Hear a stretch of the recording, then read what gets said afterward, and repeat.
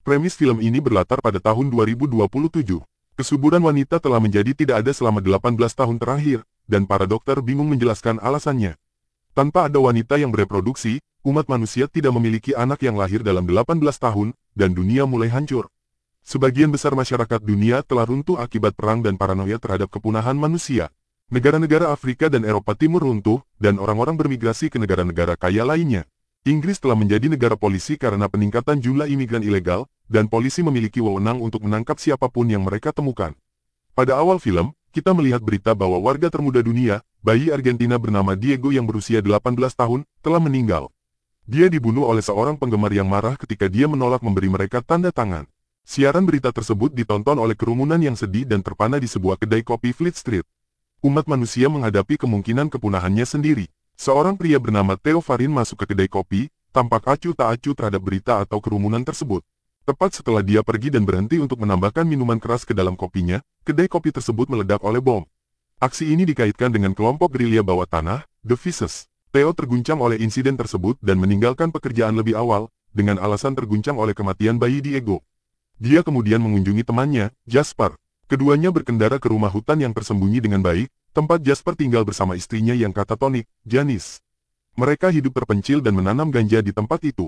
Keesokan harinya, saat berjalan ke tempat kerja, Theo diculik oleh dua pria yang memasukkannya ke dalam van dan pergi.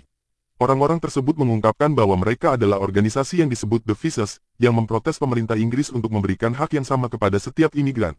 Ternyata kelompok tersebut dipimpin oleh mantan istri Theo, Julian. Julian dan Theo memiliki seorang putra bernama Dylan, yang meninggal dalam pandemi flu 20 tahun yang lalu, dan mereka tidak bertemu satu sama lain sejak saat itu.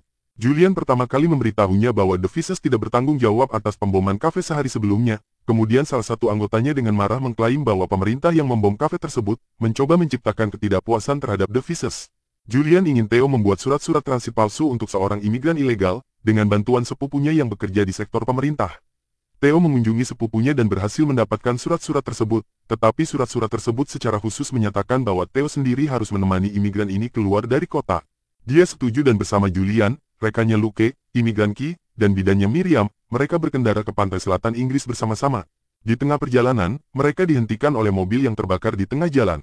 Segera, segerombolan besar orang menyerang mereka. Semua orang panik, dan Luke mulai mengemudikan mobil secara mundur. Namun, seseorang di depan mereka menembak Julian hingga tewas. Saat mereka melarikan diri dari serangan tersebut, mereka ditarik oleh polisi. Ketika diminta menunjukkan surat-surat mereka, Luke membunuh kedua polisi tersebut. Sebuah pemakaman singkat diadakan di hutan untuk Julian. Theo sementara meninggalkan upacara tersebut dan menangis secara pribadi untuk Julian. Luke berhasil menemukan mobil lain dan membawa mereka ke rumah aman di sebuah peternakan tempat The Vices berkumpul. Theo memberitahu Ki bahwa dia akan pergi, dan The Vices bisa mengurusnya. Namun, dia mulai melepas pakaiannya. Theo terkejut ketika melihat Ki hamil 8 bulan. Semua orang di The Vices mengetahui hal ini dan mengklaim bahwa itu adalah sebuah keajaiban. Kelompok tersebut kemudian berdiskusi tentang langkah selanjutnya, dan Theo bersikeras mereka harus mempublikasikan kehamilan tersebut. Namun, The Vices mengklaim bahwa pemerintah Inggris akan mengambil Ki dan anaknya dan menggunakannya untuk keuntungan mereka sendiri. Mereka menyerahkan keputusan kepada Ki, yang setuju untuk tetap dalam tahanan The Vices. Pada malam hari, Luke terbangun oleh keributan di luar, dan diam-diam keluar untuk melihat dua orang terluka tiba di rumah. Salah satunya adalah rekan Julian dan seorang sosiopat bernama Patrick. Theo menguping percakapan Luke dan Patrick, dan merasa ngeri saat mengetahui bahwa pembunuhan Julian dan kerusuhan semuanya direncanakan oleh The Vices. Mereka ingin menggunakan bayi Ki untuk keperluan mereka sendiri, kemungkinan besar untuk menghasilkan uang darinya. Selain itu, mereka berencana membunuh Theo keesokan harinya. Setelah mendengar semua ini, Theo panik. Dia segera pergi ke kamar Ki dan Miriam dan memberitahu mereka bahwa Luke berada di balik kematian Julian. Sebelum kematiannya, Julian telah memberitahu Ki untuk mempercayai Theo di atas segalanya, jadi dia mempercayainya. Dia membawa kedua wanita itu dan diam-diam keluar dari rumah. Theo merusak semua mobil mereka yang lain, memasukkan wanita-wanita itu ke dalam mobil, dan berhasil melarikan diri dari mereka. Theo kemudian membawa mereka ke rumah Jasper karena tempat itu tersembunyi dan terpencil. Setibanya di sana, Jasper terkejut melihat Ki hamil, dan setuju untuk membantu mereka. Dia membuat pengaturan agar Ki bertemu dengan sebuah kapal bernama Tomorrow, sebuah kapal milik kelompok yang disebut Proyek Manusia, kumpulan ilmuwan yang berbasis di Azores di lepas pantai Portugal, dan didedikasikan untuk memulihkan kesuburan manusia. Mereka adalah satu-satunya orang yang akan membantu Ki dengan tulus. Keesokan paginya, entah bagaimana The Vices berhasil menemukan rumah Jasper. Ini memicu alarm dan memberitahu mereka. Theo dengan cepat memasukkan semua orang ke dalam mobil untuk membawa mereka ke teman Jasper, Sid, yang akan membantu mereka naik ke kapal Tomorrow. Theo, Ki, dan Miriam mengawasi The Vices mendekati Jasper dari jauh. Ketika Jasper menolak untuk berbicara, mereka menembaknya sampai mati. Theo merasa frustrasi dan sedih atas kematian temannya, tetapi tetap masuk ke dalam mobil dan melanjutkan misi. Mereka bertiga mencapai sebuah sekolah yang terbengkalai, dan tinggal di sana sampai sebuah mobil tiba di kompleks. Di dalam mobil ada teman Jasper, Sid, yang ternyata seorang petugas imigrasi. Rencananya adalah menangkap ketiganya sebagai imigran dan mengirim mereka ke kapal Tomorrow dalam bus imigran. Sid membawa mereka ke kamp pengungsi, tempat mereka melihat militer membunuh para pengungsi satu persatu. Sepanjang perjalanan, Ki mengalami kontraksi dan merengek kesakitan. Miriam, yang dulunya seorang ginekolog sebelum pandemi infertilitas, membantu Ki dengan kontraksi tersebut. Mereka berhasil naik bus pengungsi dan menuju Bexhill. Di tengah perjalanan, air ketuban Ki pecah, dan dia hendak melahirkan. Seorang petugas imigrasi masuk ke dalam bus dan bertanya apa yang terjadi padanya. Miriam bertindak aneh untuk mengalihkan perhatian petugas dari Ki. Dia ditangkap dan dibawa keluar dari bus, sementara Ki dan Theo mencapai Bexhill tanpa terdeteksi. Di sana, keduanya bertemu seorang wanita bernama Marika, yang membawa mereka ke sebuah kamar tua yang berkarat untuk malam itu. Begitu mereka masuk, kontraksi Ki semakin parah dan dia mulai melahirkan. Theo membantunya, dan dalam beberapa waktu, dia melahirkan seorang bayi perempuan yang cantik. Mereka berdua merayakannya dengan gembira. Keesokan paginya, mereka terbangun oleh Sid dan Marika yang mengetuk pintu. Mereka memberitahu bahwa The Vices telah masuk ke kota dan Garda Nasional telah dipanggil untuk memulihkan ketertiban.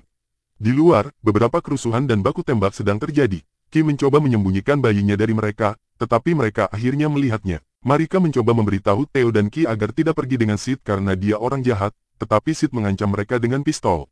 Ternyata, Sid ingin menyerahkan Theo dan Ki untuk mendapatkan uang. Marika menyerang Sid dan mereka bertiga nyaris melarikan diri. Di tengah-tengah kerusuhan dan baku tembak di jalanan, mereka berhasil mencapai keluarga Marika. Mereka merawat bayi dan Ki dengan baik, dan setuju untuk membantu mereka naik ke kapal. Mereka menempatkan Ki di kursi roda dan berlari keluar. Jalanan dalam kekacauan, peluru berterbangan di mana-mana saat mereka menuju ke kapal. Tetapi sebelum mereka sampai, The Vices mengambil Ki dari mereka dan membunuh rekan Marika. Namun, The Vices diserang oleh pasukan Inggris, dan Marika serta Theo berhasil melarikan diri. Mereka berlari di tengah-tengah baku tembak dan ledakan bom, dan segera terpisah. Theo berkeliling gedung, mencari Ki dan bayinya. Dia kemudian naik ke atas dan menemukan Ki dengan bayinya yang menangis, bersembunyi di sudut di antara orang-orang mati dan terluka. Luke berada di sisi lain, menembaki pasukan dari jendela. Saat Theo berusaha membawa Ki dan bayinya keluar, Luke menembak ke arah Theo. Namun Luke terbunuh beberapa saat kemudian, dan mereka berhasil melarikan diri. Ketika mereka keluar dari ruangan itu meledak. Mereka akhirnya keluar dari tempat tersebut dengan bayi itu, membuat semua orang yang melihat mereka terpesona. Tembakan dan ledakan berhenti, karena orang-orang melihat bayi itu dengan kagum. Seorang tentara memerintahkan semua orang untuk berhenti menembak, beberapa dari mereka berlutut untuk berdoa. Saat mereka pergi, tembakan mulai lagi tetapi mereka berhasil melarikan diri dan bertemu kembali dengan Marika. Theo, Ki, dan bayi itu masuk ke dalam perahu dan akhirnya meninggalkan pelabuhan. Mereka melihat pesawat tempur terbang di atas kepala, dan Ki khawatir bahwa mereka terlambat. Theo meyakinkannya bahwa mereka akan sampai ke kapal Tomorrow. Ki melihat darah dan mulai panik, mengira bahwa dia yang berdarah, tetapi Theo mengatakan bahwa itu darahnya. Ternyata Luke telah menembak Theo sebelum mereka melarikan diri. Theo yang terluka mengajarkan Ki cara menyendawakan bayinya. Saat dia mengerang kesakitan, Ki mengatakan bahwa dia akan menamai bayinya Dylan, seperti nama mendiang putra Theo. Theo segera kehilangan kesadaran, sementara Ki melihat sekeliling dan memanggil namanya dengan putus asa. Saat itu, wajahnya terang melihat kapal Tomorrow di depan mereka. Mereka akhirnya mencapai tujuan mereka. Sebelum film berakhir, kita mendengar suara anak-anak tertawa, menyiratkan bahwa dunia telah kembali seperti semula. Berlangganan untuk lebih banyak video seperti ini, aktifkan notifikasi, dan tinggalkan suka untuk mendukung channel ini. Terima kasih telah menonton.